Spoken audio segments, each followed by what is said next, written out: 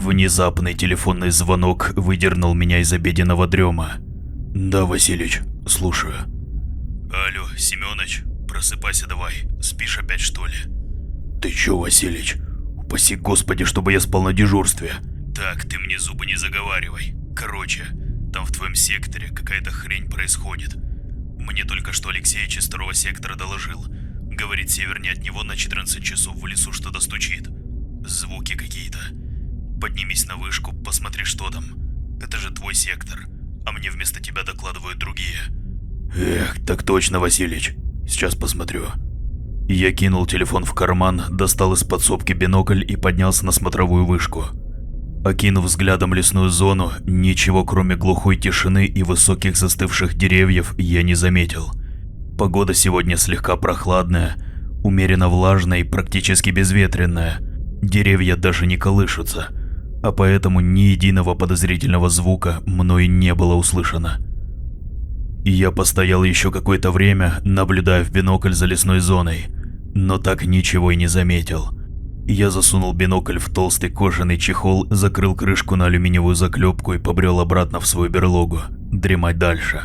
К слову, меня зовут Семёныч, мне 52, и я работаю охранником в очень крупном заповеднике. Слежу за порядком и безопасностью в своем секторе. Моя рабочая смена длится полную неделю. Потом меня сменяет другой человек, и я уезжаю домой на 3 недели отдыхать. Потом снова недельная смена, и так уже 15-й год. Что уж тут скрывать, работа отменная, не пыльная, не тяжелая. Сиди себе, чаек, кофеек попивай, да в бинокль время от времени поглядывай. Не работа, а сказка. Домик, в котором я коротаю недельные смены, представляет собой обычный деревянный сруб с одной комнаткой внутри. Интернета сюда, конечно, не завезли, но да, как говорится, нафиг он нам здесь не нужен. Телевизор есть, приемник есть, мобильная связь тоже. Так что перекантоваться недельку можно. Условия более чем пригодные. Не знаю, что там за звуки слышал Алексеич из 2-го, но у меня вроде бы все чисто. Я укутался в теплый плед, упал в мягкое кресло и спустя время под фон телевизора снова задремал. Дело близилось к ночи. Я еще раз поднялся на смотровую вышку, несколько раз осмотрел местность и, ничего не обнаружив, ушел готовиться ко сну. Я лег в постель и через несколько минут уснул. Посреди ночи я проснулся. В ночной тишине были отчетливо слышны какие-то звуки, похожие на глухие удары. Я вскочил с кровати, включил все прожекторы, стоящие по периметру ограждения, и побежал на вышку. Я вынул из чехла бинокль и начал внимательно осматривать местность.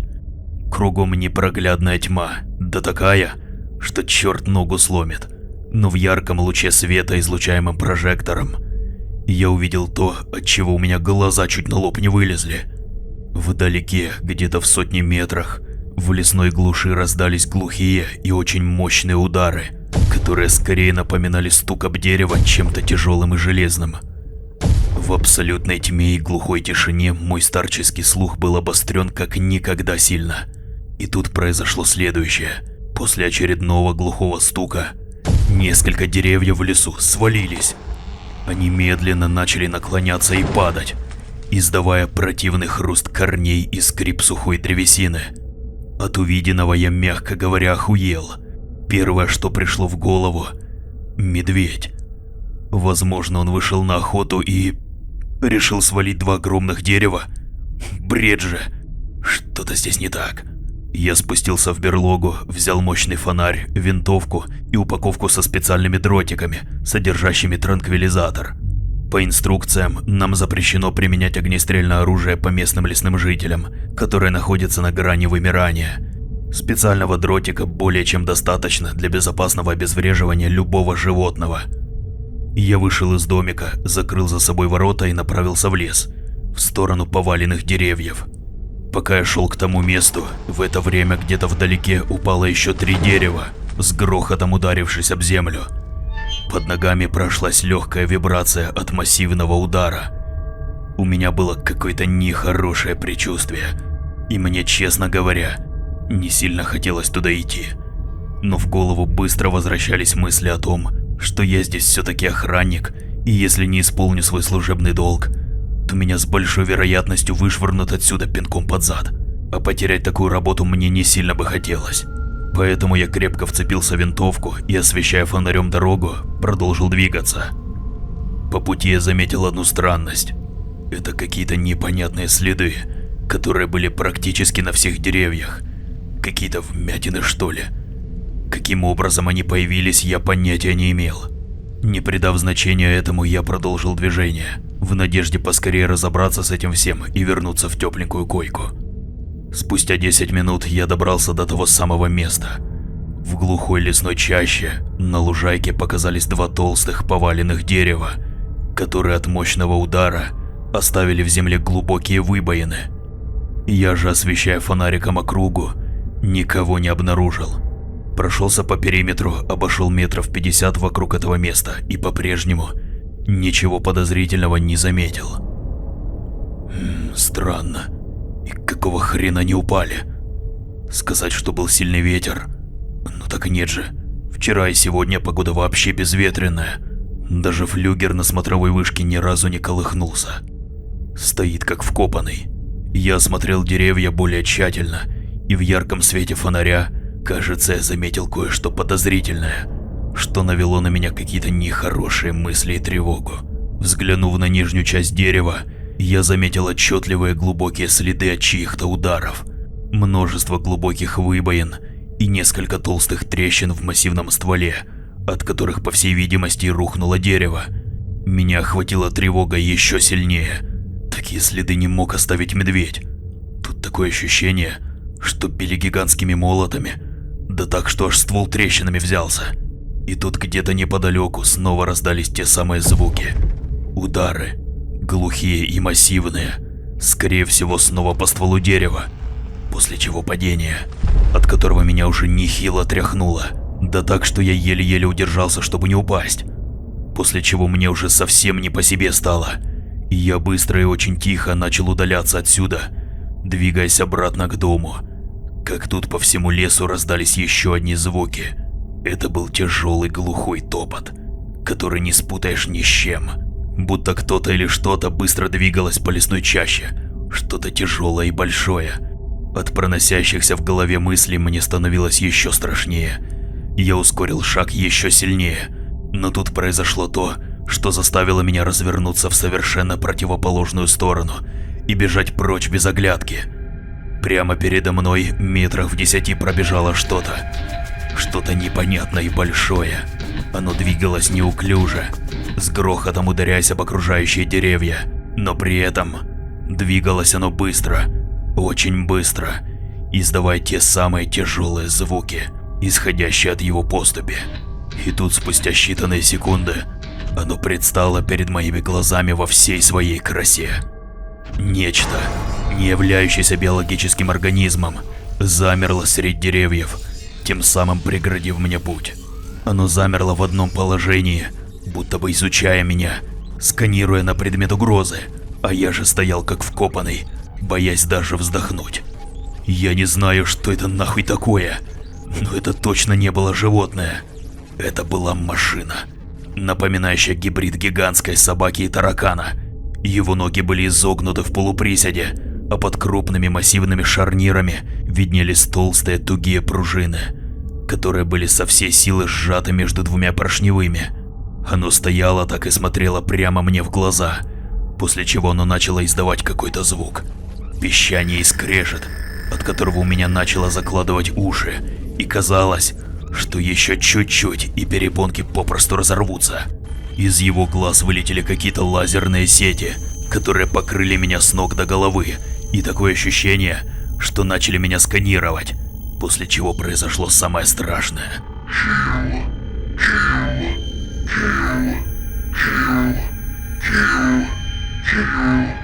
Лазеры потухли, глаза машины вспыхнули ярко-красным цветом, а пружины, зажатые в поршневых, резко разжались, и в то же мгновение ноги этой твари выстрелили словно у кузнечика, и оно вознеслось в воздух на десятки метров вверх. Я же моментально среагировал и понял, что нужно валить, и валить настолько быстро, насколько это возможно в моем возрасте. А иначе оно на меня приземлится, и я за секунду превращусь в коровью лепешку.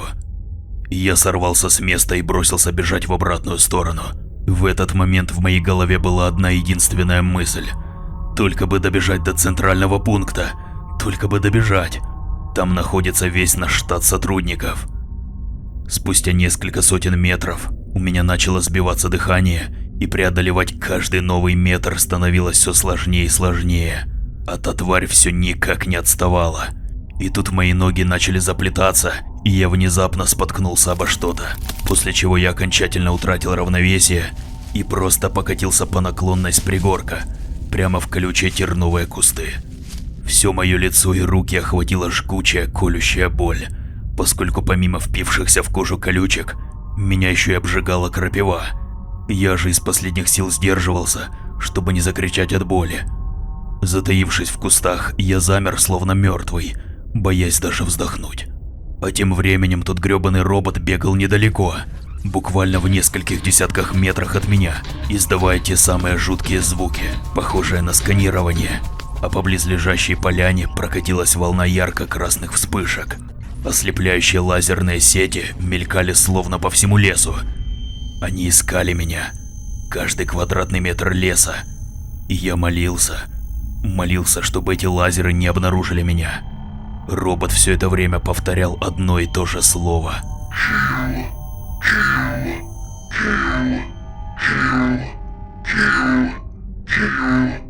Спустя какое-то время робот, кажется, удалился куда-то в гущу леса. Как только все утихло, я нащупал рацию на поясе и попытался связаться со штатом, но, к моему несчастью, по неизвестным причинам на том конце никто не принимал. Абсолютно никто. Из динамика доносилось протяжное хрипение и потрескивание, но ничего более. Нехорошее предчувствие постоянно лезло мне в голову, но я пытался его перебивать надеждой на лучшее. И я прислушался к окружающей обстановке и, убедившись в том, что все спокойно, аккуратно вылез из колючих кустов. Все мое лицо и руки были исколоты острыми колючками. И я кое-как поднялся и продолжил движение в сторону центрального пункта заповедника. И я двигался по памяти. И, выйдя из леса, я наконец наткнулся на широкую равнину, вдоль которой лежала грунтовая тропа, по которой я и должен был выйти прямиком к центральному пункту.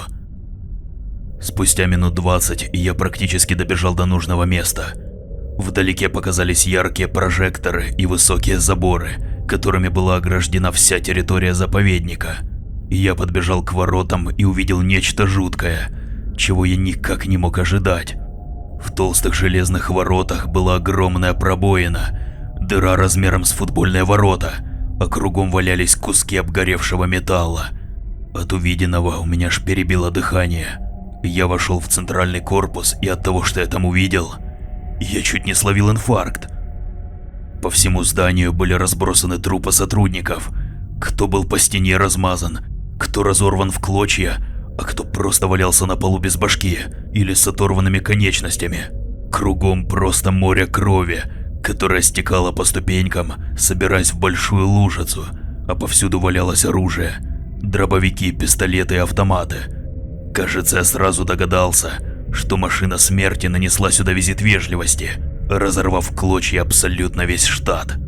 Я замер на месте и начал орать как ебанутый. В этот момент у меня началась настоящая истерика. Как тут буквально минуту спустя, позади себя я услышал звуки. Звуки той твари.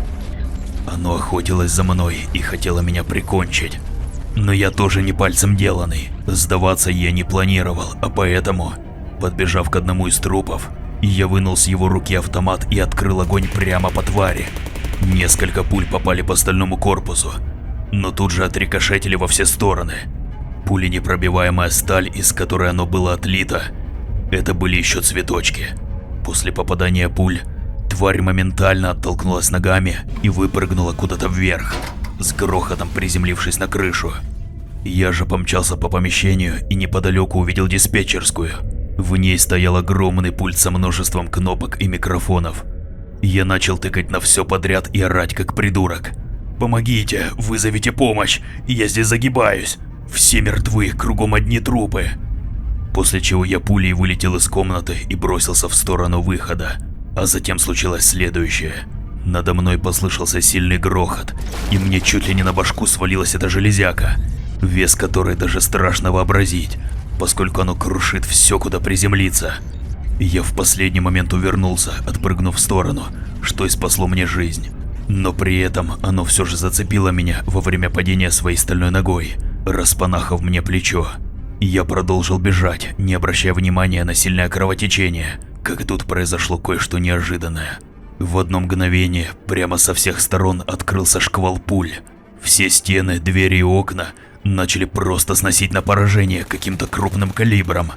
И это стрелял точно не робот, поскольку огонь шел со стороны выхода. После чего я увидел яркую вспышку света и мощный взрыв, от которого меня просто вышвырнуло, и я полетел прямо в стену, больно приложившись головой, после чего я потерял сознание. Очнулся я уже в карете скорой.